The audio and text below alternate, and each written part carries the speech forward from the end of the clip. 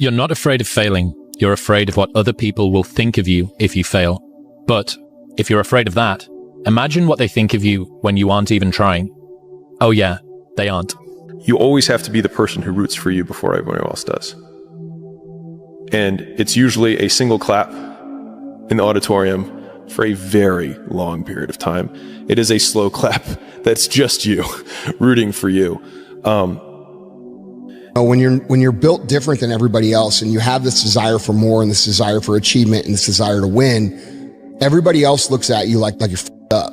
And they'll tell you that too. You know, what the f- is wrong with you? Like, why can't you just relax? Why can't you just do this?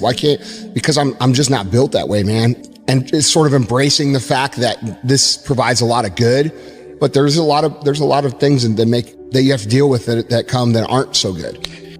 If life is a long journey of self-acceptance, I think the earlier you can accept your own peculiarities as just part of you, rather than trying to justify them or mold to the archetype that you think is acceptable within your social circle. At least for me, like there's this period of discomfort when you change anything because everyone around you wants you to fit within the label that they are comfortable with. But they also have the anchor of what you were before. Yeah, exactly. And so they try and people don't like that. And so they're like, no, I like you in this box. So just say, I know you're having a little thing right now. Don't worry. And they just want to shove you back into it. And there's a lot of uncomfortable conversations that you have to have where it becomes really socially awkward. People don't care about you as much as you think they do. Massive amounts of people leave greatness inside of them out of fear of what others will think, and I did that for a very long time. It took me a while to get to the point where I would put myself out there, all out of fear of what people think. No one's effing coming to save you. No one. No one's coming to push you. No one's coming to tell you to turn the TV off. No one's coming to tell you to get out the door and exercise. Nobody's coming to write the business plan for you. It's up to you. Unless you understand that you've got to push yourself, you're not going to make your dreams come true. Every single person who wants to do something with their life and has done something with their life has gone through the exact chapter that you're going through. And it's the lonely chapter. It's the chapter where you don't fit in with your own friends, but you don't have the outcomes yet to fit into a new group of friends. And you're doing this thing, you're consuming content on the internet, you're doing these free tutorials online to try and figure out how to set up a podcast and where do I host this thing? And then you're going through this and you're like, is this even worth it? Because you have no signs of success, right? But if there's anything that you can take away from what we're saying right now is that the sign of success is the hate that you get along the way. And what you can't do is bend the knee to their hate and fit back into the conformity because it's comfortable and it's warm. Because like in the Matrix, when Trinity opens the door, when Neo's about to go take the red pill and he wants to get out of the car, she says, Neo, you've been down that road and you know exactly where it leads. And I know that's not where you want to be. And then he closes the door. Like right now, this moment that you're going through is Trinity opening the door and being like, you could go back, but then you'd have to remember exactly what the reason was that you decided not to go out to begin with, just because you listen to this podcast and you consume this content, you're like, I can do more than this. Like, because you are starting to live in some of that hell where you look in the mirror and you're like, I can do more. And you start to see the person that you could be. And you're like, this does start to feel like hell. The best advice you ever received. A man named Rich told me once in Diamond Bar, we're in a meeting and we're looking at everybody and we're in this backyard and I'm in the corner, I'm looking at everybody. Everybody's having dinner and there are these tables and I pull Rich aside. I said, Rich, give me the one best advice. And he starts, I said, no, I said, I want one above everything. And he said, look at everybody here. They're all going to read just a few books and learn a few quotes, few titles, few stories to tell from the books they read. And once they make 100,000, they're going to slow down. He said, if you keep out improving these guys consistently, eventually none of these guys will be your competitors. And he was absolutely right. So I came back. I took self-improvement to a whole different level based on what he told me. And it became an obsession. And I noticed, you know what? He was right. I think most people have the potential to be exceptional because most people are peculiar in their own way. They just stifle that because they want to be accepted by most people, but in so doing, never accomplish what they want to do because they conform. And so, like, if there's probably a lot of things about the world or even your world around you that you're like, this never made sense to me, but then you do it anyways. And I think that a lot of innovation and a lot of what makes people exceptional is feeling, thinking that thought or seeing that thing and then being like, I don't think I'm going to follow that rule anymore.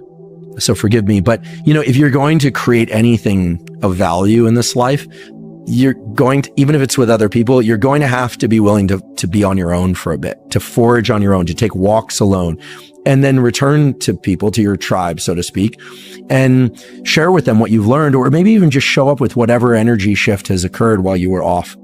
It won't get harder. Like, this is the hardest part. And so if you can just make it through this, everything else is downhill. It's not that the things that the dragons are going to slay aren't going to get bigger. They are. But you become so much more equipped to slay them back. And you have so many more allies. You have people in the stands cheering for you. You have the audience. You have all of these other things that are behind you. But in the beginning, it's just you with a stick against a bear. And arguably, that fight is a harder fight to win than beating a dragon when you have a nuclear bomb and 6 nations behind you. And so it's not even like the size of the hardship, it's just also the resources and how few of them you have, and how so much of the beginning is literally burning the one thing you have, which is time, because you have no leverage. You don't have the money to pay other people to help you. You don't have the resources to go get someone no one can learn it for you. It's like there's a lot of the things that we care about a lot. Like, no one can work out for you. Doesn't matter how much money you have. No one can learn skills for you. And so in the early days, it feels so painful because you look around to see who can help you, and then you're like, fuck, it's me again. The energy it requires to start doing something is way more than the energy required to continue doing the thing. And the beginning of doing anything results in the lowest amount of reward, both internal and external, than when you've been doing it for ages. You got to take ownership of what's going on in your life. When you're not where you want to be and you say it's because the boss doesn't like you, or it's because the girl treated you this way, or the guy did this, all those things, you got to take ownership of them. Yeah. And if you're blaming all these other external things, you're not going to make any changes. And that's going to be a problem. Most people walk around parroting other people's words for the vast majority of their lives. And so they basically act as recorders, where they clicked record at one point of their life, and then they click play in another time in their life, and they're just clicking record, play, record, play, record, play over and over again. And it makes sense that people feel alone and they feel like they're acting because they never say what they think. And as a result, they also sound like everyone else because they were never themselves to begin with. That most men live lives of quiet desperation. It's one of my favorite quotes ever because it's true. And I've been that guy. You're just in this world where you just can't wait to just run away. But the only way I could be this person now is if I took that chance when I was 21, when I was dead broke and had my cars repossessed and all that stuff. That's the only way you ever get where you want to go. You have to take a path that's dangerous. And most people want to take the safe path. And the safe path leaves you stuck in quiet desperation. Almost every time. It's hell. If you haven't gotten what you want, then you're not worthy of it. Period. And that's okay. Now you can admit that you suck and improve. Better to know you're bad for a season than pretend you're good for a lifetime.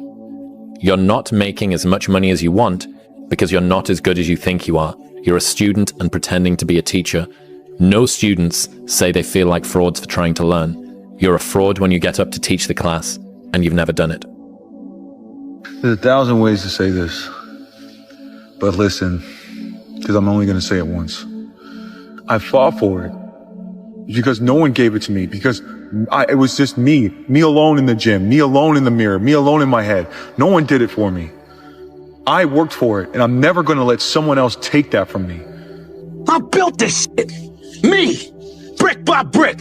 And I'll be damned if I let you tear it down just because you don't like the way another talk. Your brain is the most powerful weapon in the world. Once you put away your phones and your computers and all that shit you have nowadays, yeah, that's great. We're up to date. Your brain is the only thing you have when you're going through depression, when you're going through hard times, you're going through death, real life shit.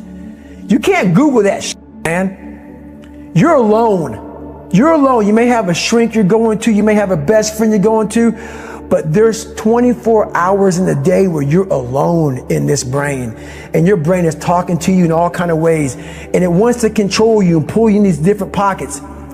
If you can't control your own brain and your brain controls you, you're f***ed. You got to tell your brain where you want to go and how you want to go and how you want to get there. You got to control it. If not, it's over. I hear the clock ticking. That's what I hear. And the end is nigh, and time waits for no man. Life goes by, and it goes by quick. Don't waste those years. Don't waste them. Live them. It's like, how far could you take that if you stopped wasting time, and if you stopped lying, and if you oriented yourself to the highest possible good that you could conceive of, and you committed to that? How much good could you do? Well, I would say, why don't you find out? I was honest. Look at yourself, man. Look at yourself. And it was that day I just got real with myself. And every day I came home, I called the accountability mirror. What am I going to do today to change what I see in this mirror? No one is patient. And for you to lose weight, for you to stop drinking, if you, whatever the hell you're going through, it takes a lot of patience, a lot of time, and a lot of pitfalls, a lot of plateaus. You're gonna hit so many plateaus. If you don't know how to get around that plateau, it's not gonna happen fast. When I wake up every day, there's only one voice I have to listen to. And so then it's like, just do it for me. The difficult part of the lonely chapter is that the Rocky cutscene lasts 90 seconds in the movie and lasts 5 years in reality. That's what's painful, is that it takes more effort to start in the beginning, and more people are right about the fact, they're like, hey, you're not going to hit it big. And guess what? A month in, you're not. But they're only measuring on months. And at 6 months, you're also not going to have hit it big yet. And they're going to be like, I'm still f***ing right. And at a year, you're still not going to have hit it big. And they'll still be f***ing right. And every day that you haven't hit it, they're going to feel like they were right. But they're wrong. Because they're measuring in days and you're times bad things, horrible things happen to good people. Life isn't fair, and it can be heart-wrenching. And if you're having one of those dark days, it's okay. It's okay. It's okay to feel that darkness. I'd say one of the strongest mental frames that has gotten me through my hardest times is thinking this will be the story that I will one day tell. And that means the harder it is, the bigger the dragon, the more epic the story, and by consequence, the more epic the hero. The one thing that made me who I am today is being vulnerable. It's breaking myself down to the absolute rock bottom and being able to tell people who I am. And that's how I fixed it. Literally, life created this person, me. Life created me to be this person that I was back in the day. And I had to realize, man, that's okay, man. It's not my fault. Now I gotta go back and fix this shit, though. Mm-hmm. So a lot of this isn't your fault, why you do some things you do, why you feel the way you feel. But no one's coming back to save your ass. You have to go back to where the shit started, wherever that place is for everybody, and have the courage to go back there and start fixing what broke you. Mm-hmm. If somebody ever told you you only live once, they a damn lie. You only die once. You live every day. Get up and get it. And the only thing I won was being alone. Everybody, when I was sleeping on the gym floor, right? Like, I was the underdog, and everyone, my clients were all like, "Oh, good for you. You're going after your dream." And they'd see my blanket and my pillow in the corner of the gym, and they knew I was sleeping there. And it was evident, I lived there. I didn't have a shower. I didn't have a shower to go to the YMCA. I had to go shower. That everybody was like pro me, and then people would come in, they sign up like, I'm gonna support you, right? And then within 9 months, I had hired people and I had a manager, and I pulled up, and I remember I walked in the lobby, and all the same people were like, boss man's here. Oh, you're not too good for us now, right? And I remember being so jarred by the experience. And I was like, you guys rooted for me. And I was like, and now I did what you said you were rooting for me to do. And that was when I realized that people want you to do well, but not better than them. Life. What is life? What the is your life? Are you happy with it? And if so, is just the intake and outtake of breath that makes you put a smile on your face? That's something your mother gave you. You haven't earned that. What have you done with your life to make it something else besides the normality of everybody else? The intake and the outtake of what you call life is nothing more than time. And unless done something with, it's forgotten about. There's no footprint of your existence left for anyone else to follow. Life is time. And a life that's remembered, where a footprint is followed behind in footsteps of inspiration and motivation, is when time is met with opportunity and action. They collide to be a life of remembrance.